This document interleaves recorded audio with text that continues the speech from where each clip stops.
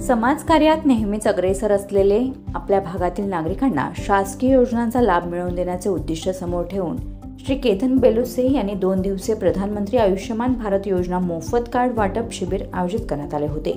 यामध्ये नेवाळी, आवळस, मोहिली येथील ग्रामस्थ, युवक, युवती व महिला यांनी मोठ्या प्रमाणात सहभाग घेऊन जवळजवळ 450 नागरिकांना मोफत कार्ड काढून दिले। आपल्या भागातील नागरिकांना खासगी हॉस्पिटल मोफत उपचारासाठी सेवा देण्याचं काम केतन बेलुसे व कुटुंबीय यांच्याकडून करण्यात आले। शिबिरामध्ये आलेल्या प्रत्येक नागरिकांकडून केतन बेलुसे यांचे विशेष आभार व्यक्त केले जात होते। आपल्याच नागरिकांकडून मिळालेली शाबासकीची थाप नक्कीच अजून प्रेरणा घेऊन असेच समाजकार्य यापुढे केतन बेलुसे यांच्याकडून सुरू राहील असे मत केतन बेलुसे यांनी व्यक्त केले।